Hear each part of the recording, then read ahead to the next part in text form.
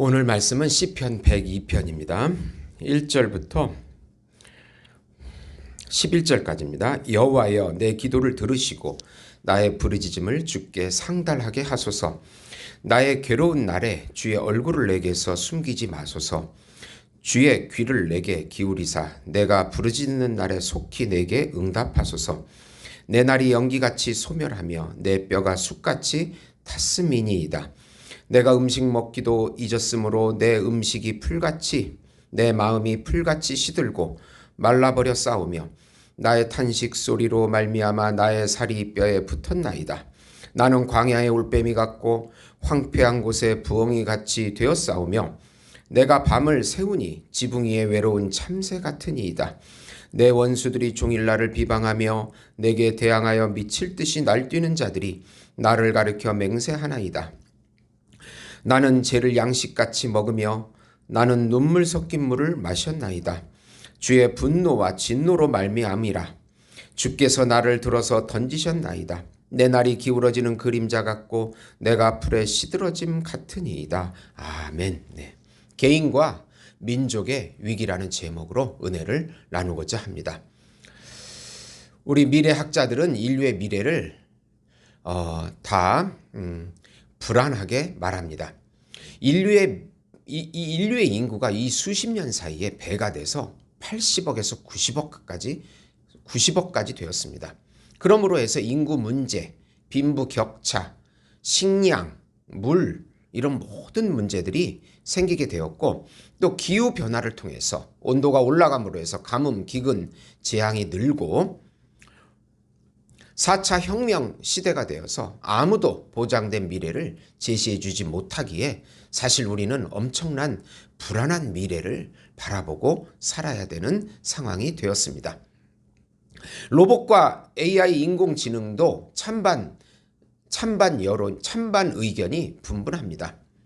우리 기독교만 보자면 유럽의 교회가 상상할 수 없을 정도로 급하게 쇠퇴하기 시작하고 거의 절망적입니다. 그러나 또 고무적인 것은 남미와 아프리카, 동남아시아에 복음이 전파되고 있다는 것입니다.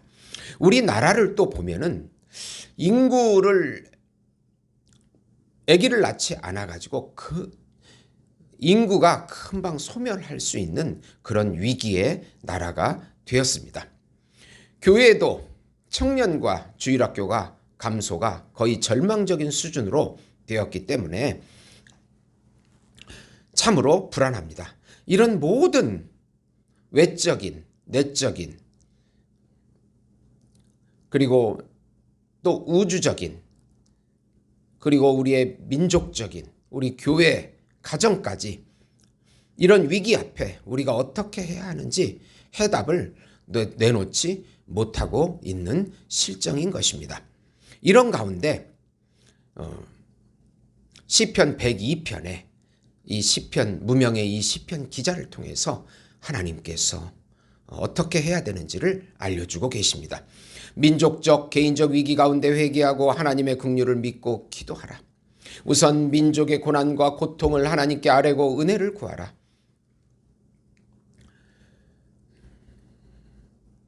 오늘 말씀은 한 시편 기자가 하나님의 선택된 이스라엘 민족의 그 절망적인 상황을 고백하는 말씀입니다. 사실은 제가 이 말씀을 읽고 어떻게 내 마음과 그렇게 일치하는지 깜짝 놀랐습니다.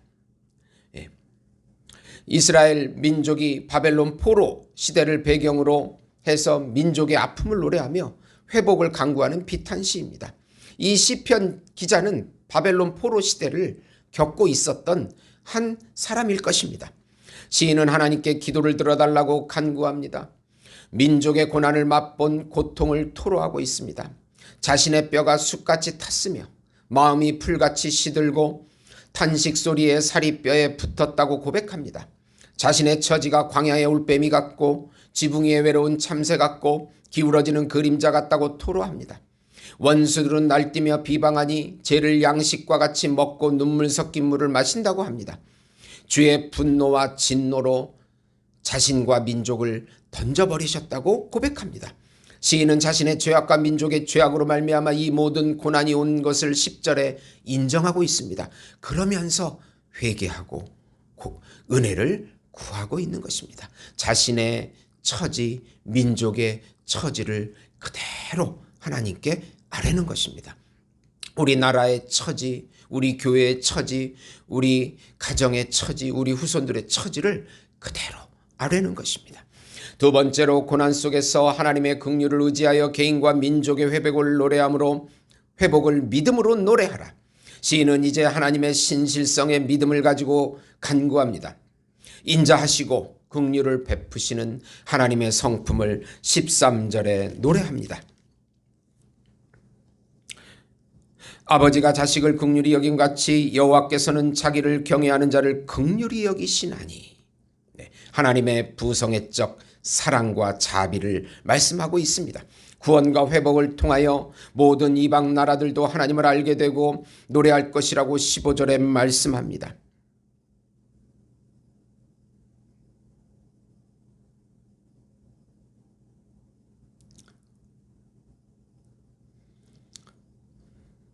빈궁한 자의 기도를 멸시하지 않으시는 하나님이십니다. 새롭게 창조함을 받은 백성들이 여호와 하나님을 다시 찬양합니다. 갇힌 자의 탄식을 들으시고 죽으기로 정한 자를 살려주시는 분이십니다. 구원을 주시는 하나님이십니다. 시인은 이제 자기 민족의 구원을 통하여 미래에 온 민족이 여호와를 섬기게 될 것이라고 확신합니다. 하나님의 긍휼, 하나님의 인자의 호소에서 기도할 때 하나님께서 회복과 치유를 주시고 그 미래를 미리 내다보고 회복과 치유를 믿음으로 노래하고 있는 것입니다. 성령의 영감을 통하여 미래를 내다보고 예언합니다. 우리도 어려움에 처해 있습니다. 국가와 가정과 교회가 회개하고 다시 새롭게 하나님의 긍휼을 의지해야 합니다. 하나님께서 다시 살려주시고 온 열방에 하나님의 영광을 선포하실 것을 믿고 노래하는 것입니다. 세 번째로 하나님의 불변성에 의지하여 하나님의 섭리와 보호를 확신하라. 시인은 자신의 연약성을 고백하며 하나님의 불변성을 노래합니다. 하나님의 부성애적 사랑을 노래합니다. 하나님은 무궁하시니 자신을 보호해달라고 간구합니다.